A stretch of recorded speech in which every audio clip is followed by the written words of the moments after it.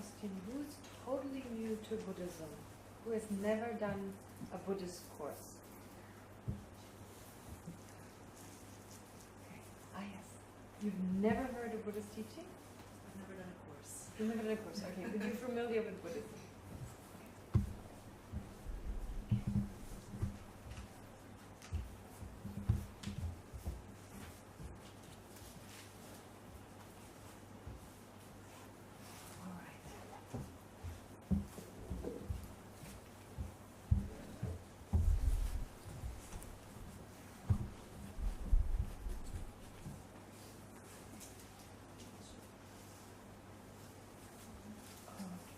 I'd like to start this course, the session, with setting our motivation. So setting our motivation not only for this class, but also for the entire course. And for that, I will do a visualization, something that you visualize in front of you. Now, to say just a few words about that visualization, why we do it. Well, what we visualize, well, first of all, what we visualize is the Buddha. And then to also remind us of the fact that not only did these teachings come from someone called the Buddha, but also have been passed down. So whatever the Buddha has realized, he's passed down to someone else, who's passed it down to someone else. So there's this unbroken lineage of the teachings by the Buddha. And basically the teachings of the Buddha refer to method, so all the emotional state, love, compassion, bodhicitta, and so forth. So they were passed down in one lineage, and of course practiced. Then there was to say this first. So there's the Buddha. He passed on one lineage, one tradition of the method, and the other tradition of wisdom. They were passed down separately, and of course practiced together. But the lineage holders were different masters. First in India, they were passed down from generation to generation, and then they were brought together in Tibet by Atisha, and then passed down together until the present time. So there's an unbroken lineage, which is good to remember, that realized masters passed on their understanding so that it's still existent even though so much time has passed. So to remember that, we do a visualization where the Buddha is in the center, and to the right side of the Buddha you have the method lineage, starting with with Maitreya, who was the main person responsible for passing on the method, and then passing it down to someone called Asanga, etc. Even if you don't know the details, I'll just ask you to visualize these different masters who passed down this lineage. And then you have, on the other side, you have the wisdom. To the left of the Buddha, you have the wisdom lamas, such as Manjushri. Then he passed the teachings on to Nagarjuna, and then so forth, all the way down. And then you visualize in the middle, between those two, there was, in the middle, between those two, they come together with Atisha. So just in front of the Buddha, you visualize Atisha, and then it's passed down all the way. So all these lamas are in front of you. And then in the very front, you have your own root teacher, your own main kind of root guru or root teacher. So in that sense, if you can, if it's easier, you just visualize one root teacher, one root lama in front of you. If you can visualize more than one, well, that would be excellent. Even, they say to the extreme, even those who taught you the alphabet. Any kind of teacher, so even if you can't remember each and every one of those teachers, you have a sense that they are there. So why are we doing this? It's in order to be inspired. There's a sense of inspiration, having the Buddha, having these great masters who basically, in order for these teachings to be preserved, pass them on, one after the other, right? So that's the reason for doing this visualization. It's a sense of inspiration. And even you find it hard to visualize like a Buddha there, you find that difficult, just think of all the wisdom, all the compassion that they resemble in the space in front of you in the form of light. So whichever you feel more comfortable with, but in order to be inspired. Okay, so you do this visualization with the Buddha. I'll take you through it, but just that you know what to expect. So you have the Buddha, you have these lineage lamas to both sides, you have your own personal teachers, and especially with regard to your own personal teachers, a sense of gratitude that you've learned something from those teachers, a sense of gratitude, a sense of joy, just having had the opportunity to learn what you've learned. Okay? So, and then also, we're surrounded by all sentient beings. You visualize you're surrounded by all sentient beings. Okay? And so these visualizations, I want to say a few words about them because they're so powerful doing those visualizations. And nowadays with modern neuroscience, it makes a lot of sense why they're so powerful. Because according to what neuroscientists tell us, imagining things, our brain doesn't know we're just imagining it. Our brain doesn't know whether it's real or not. Okay? So it's basically our mind and our brain are closely connected.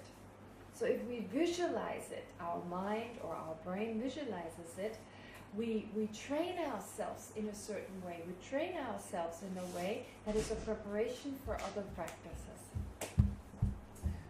It's a preparation for other practices. So you set the brain to be inspired, you set the brain to have gratitude, and all those are positive states of mind that help us to take in the teachings in a more effective way, such that they can affect us to a degree that we can adapt our own behavior. So whether those are really in front of you or not, actually those beings are all around us, except we cannot perceive them. And so we imagine they're in front of us, we're inspired, but what we also need to do is we visualize all sentient beings are around us, which means we have a big responsibility. We have such unique opportunities in this lifetime. We can do so much with our life, and so many people have great suffering. So we have an opportunity and a duty to help others to the greatest degree possible. So we have those beings who inspire us and those who we want to benefit. Okay? So we visualize those. So I'll take you first through the visualization. Then, Lior, if you can lead the prayer, refuge and bodhicitta. The heart sutta we can do tomorrow. But let's do refuge and bodhicitta in particular. Please take this opportunity. Think very strongly about the words you recite. First we take refuge, the Buddha Dhamma Sangha, and then we generate bodhicitta, work for the benefit of all sentient beings.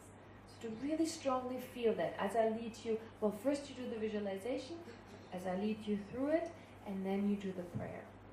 And after that, for a while, I'll recite there will be some chanting. Kamel, if you can be responsible, yeah. So there'll be some chanting of a very beautiful chant. It's in Sanskrit. It's basically saying, I take refuge in the Buddha, I take refuge in the Dharma, I take refuge in the Sangha. And it's chanted in the old traditional Indian way. It's very inspiring. And just keep thinking about this. You take refuge, right? Just, I entrust myself. I allow myself to be guided, or I allow myself to be inspired. Okay? And at the same time, you visualize, as this chanting goes on, you visualize wide rays of light entering you and giving you strength, giving you focus, giving you concentration and insight. Okay? All right. So this will be the initial. Meditation. So it won't take very long, but anyway, I'll guide you through it. So please take a few moments to just focus on the breathing. And whichever way you find the breathing more effective, you may want to just focus on breathing in and breathing out. Or you may take the opportunity to visualize when you breathe out any worry, any destructive thought, any awareness that is not in the present. And as you breathe in, You breathe in mindfulness, focus, and mental calm. So we'll do a few rounds of breathing and then I'll start guiding you through the meditation.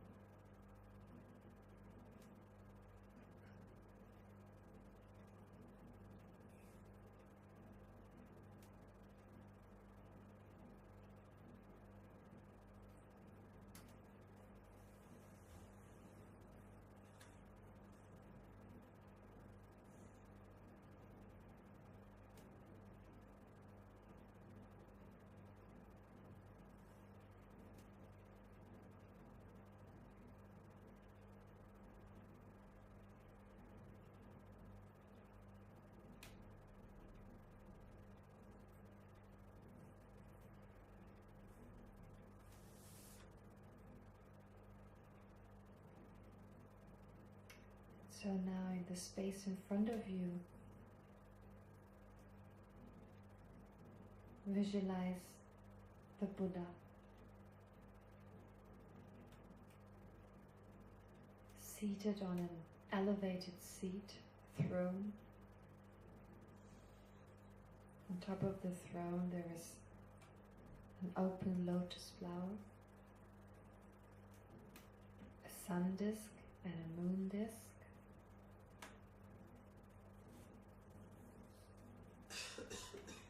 And on top of the throne, the lotus, the sun disk and the moon disk sits the Buddha.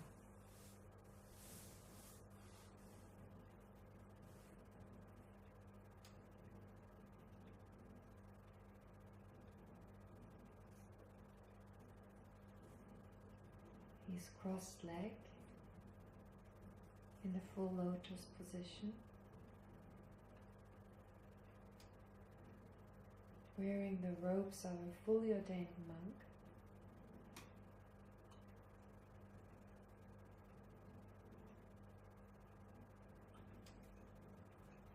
And his right hand touches the earth.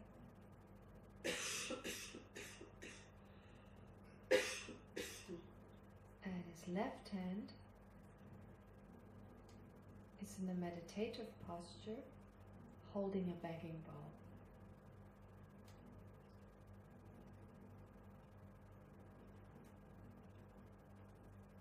Visualize him as an actual person, except that his body is made of light.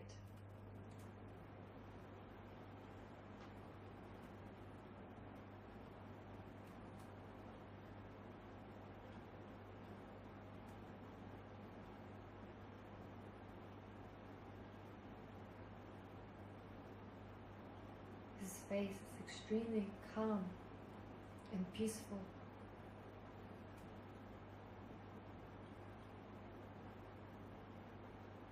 And he's looking at you,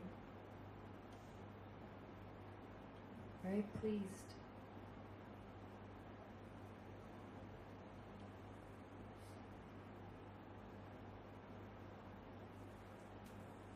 Just think that he's the embodiment of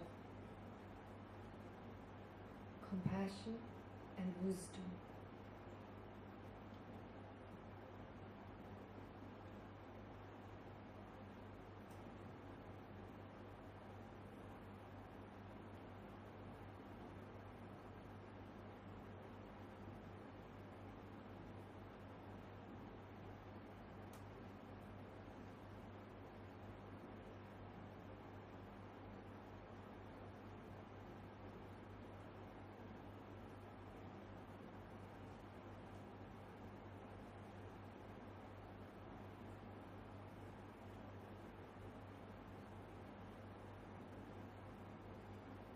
And then to the right of the Buddha,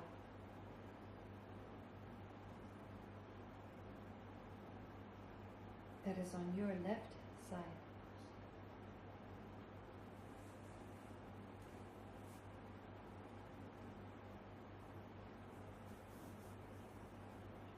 Maitreya,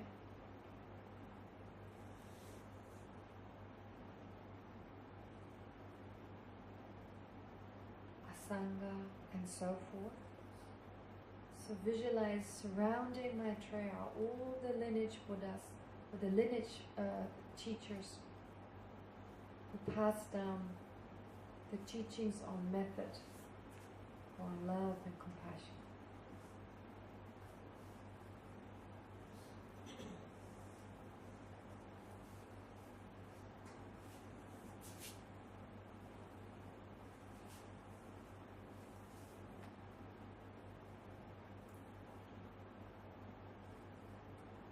Try to really feel their presence.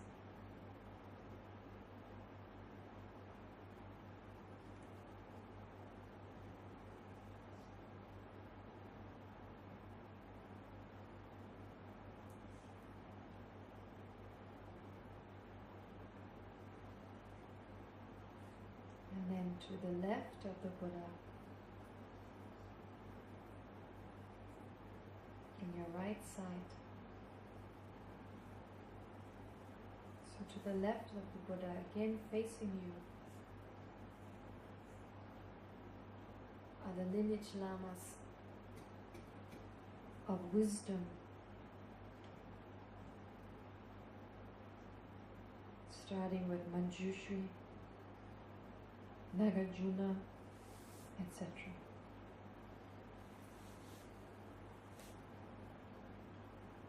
So Manjushri is surrounded by all these lamas.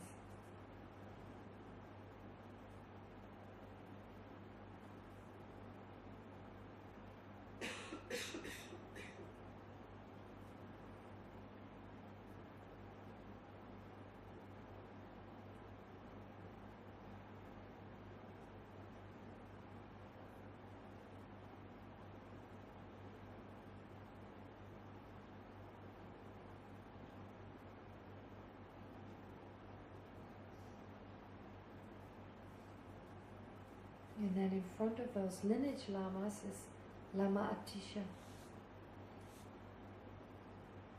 who combined the two lineages of method and wisdom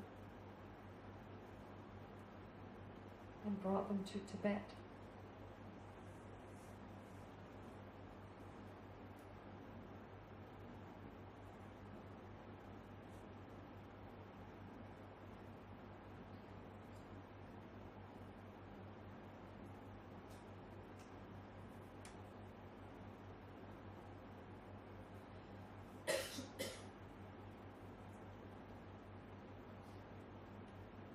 And then surrounding Atisha are all the lamas in Tibet who passed down the teachings all the way to the present lamas, like His Holiness the Dalai Lama and so forth.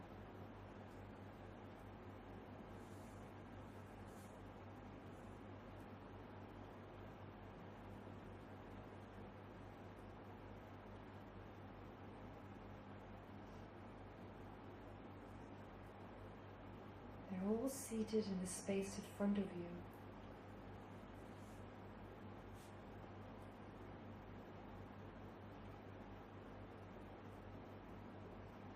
Inspiring you to become like them.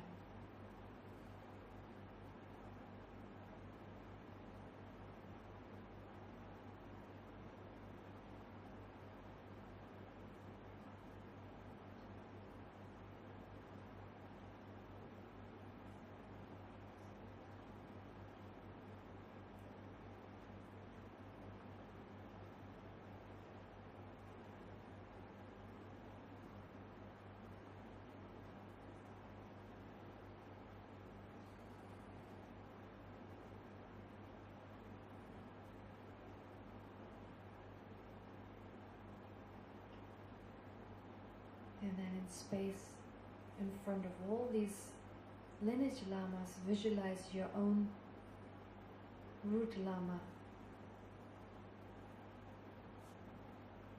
or main teacher.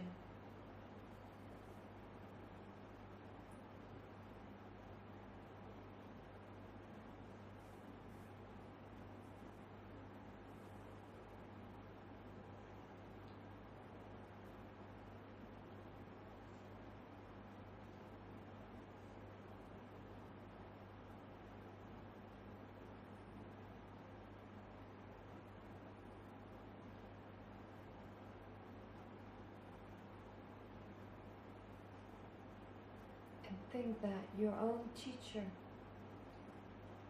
as well as the Buddha and all the lineage lamas, are essentially of one nature.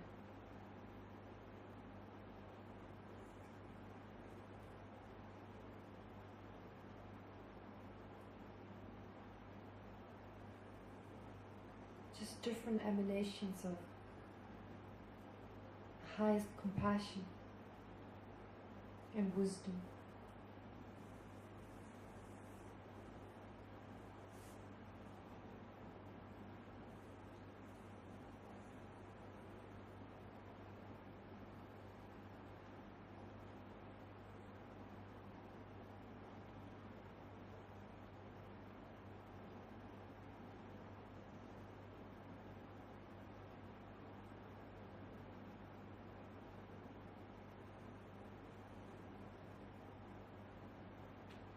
And if you want, you can also visualize all your teachers next to your main teacher, your other Dharma teachers,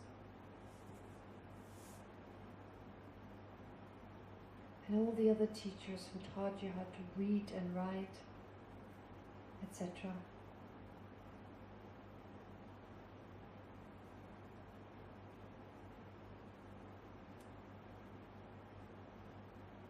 Even if you can't remember all of them, just get a sense of their presence.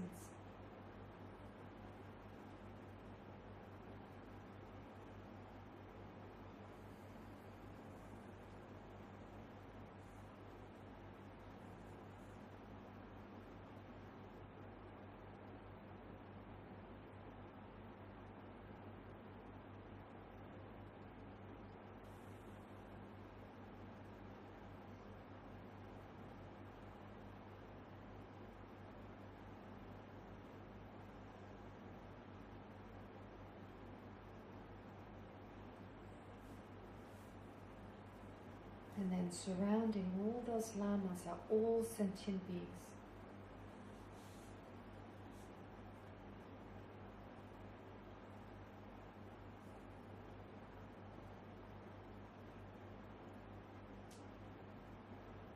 Quietly sitting around us.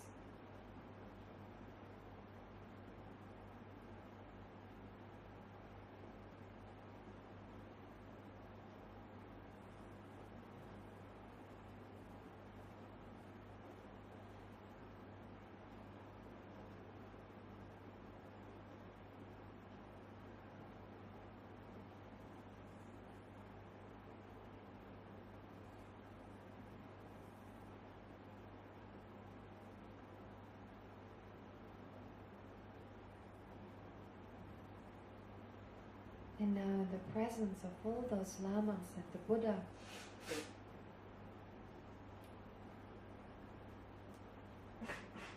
who are essentially of one nature,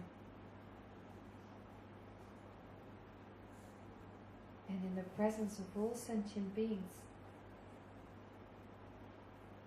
let's set our motivation.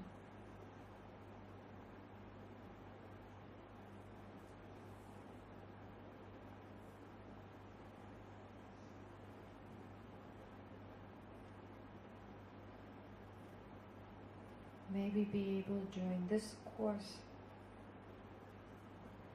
this class today, or this lesson today, as well as during the remaining lessons,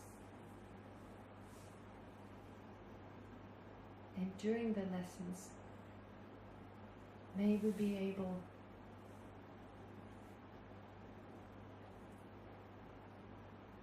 to vasten our understanding, to deepen our knowledge,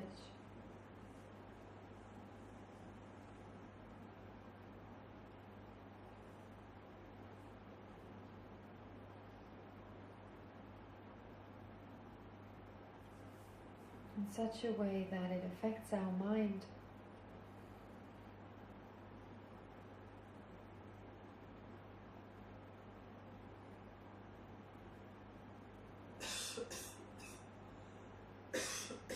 and so that we can transform our mental continuum.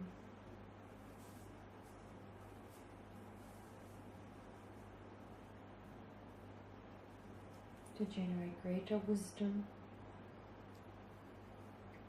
and greater compassion.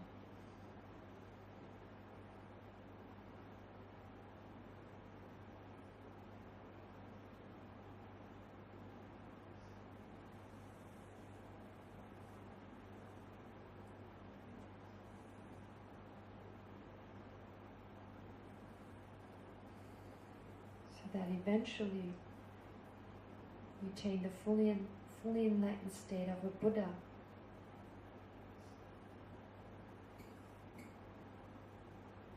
To be of greatest benefit to all sentient beings.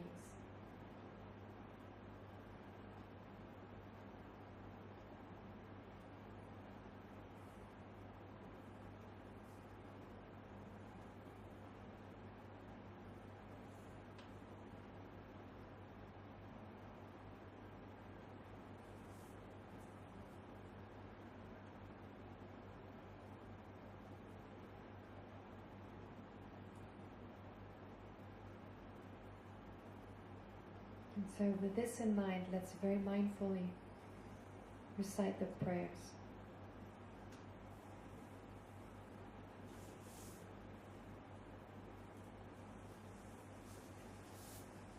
Page 10, בספר האדום, ספר התפילות.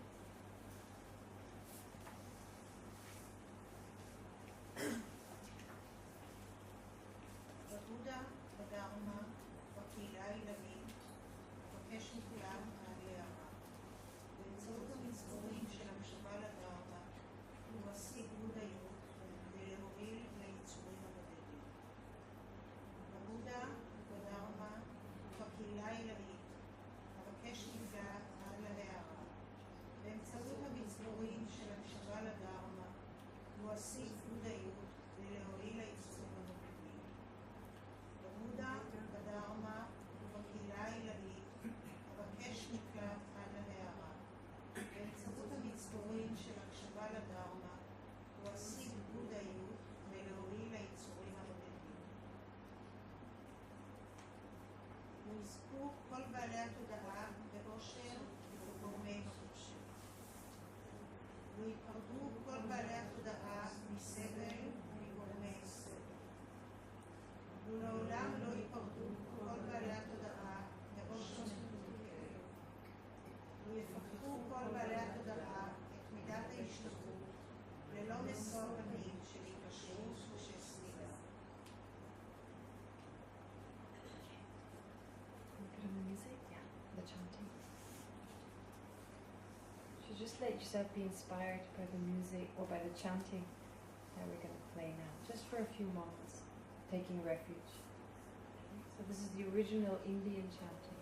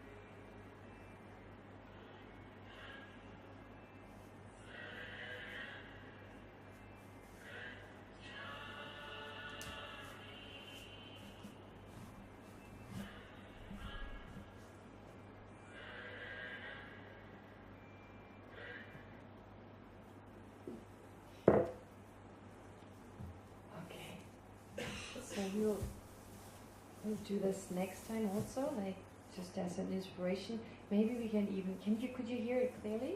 Yeah.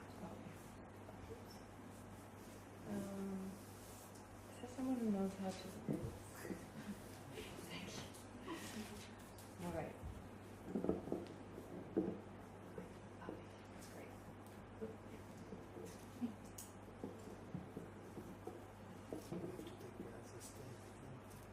Next time, no problem. All right, this will work.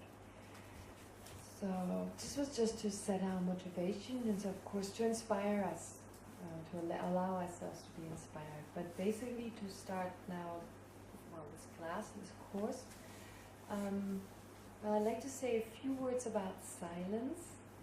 So now tonight, you can still talk, but then from tomorrow onwards, we would like you to keep silence.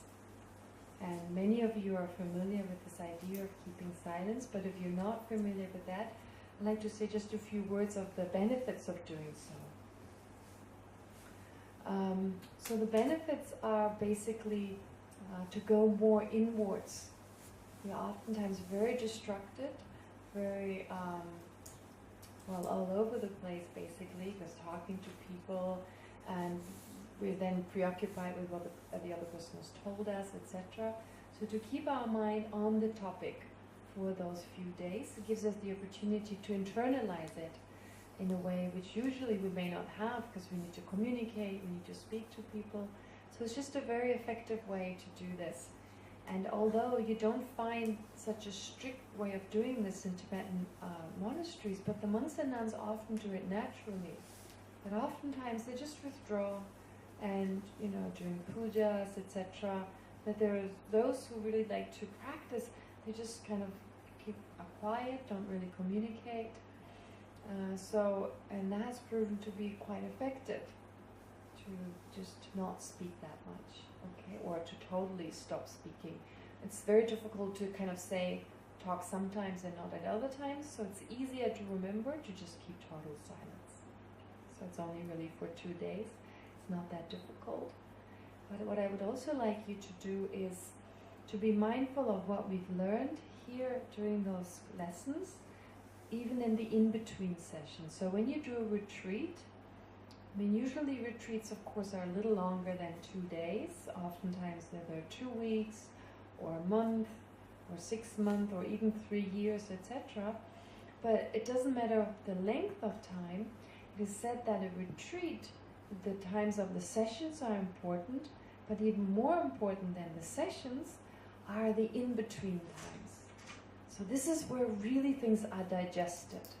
It's a little bit like the lessons are like eating, and then the rest of the time is digesting the food and taking all the material, all the substances of the food into your body. And hopefully I'm presenting you a healthy food, and that then in the in-between sessions you're digesting it, you're thinking about it, you're seeing how this is relevant to your life or not.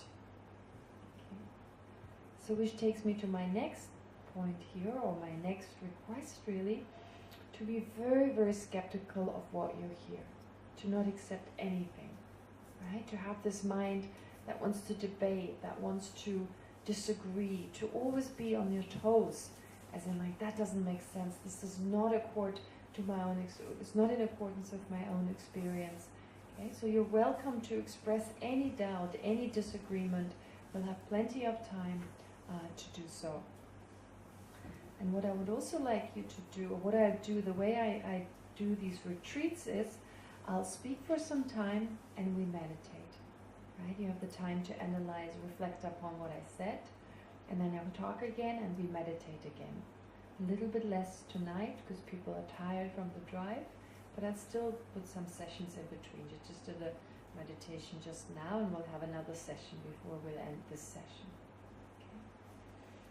All right. So, but before we actually start, so I put together this little booklet.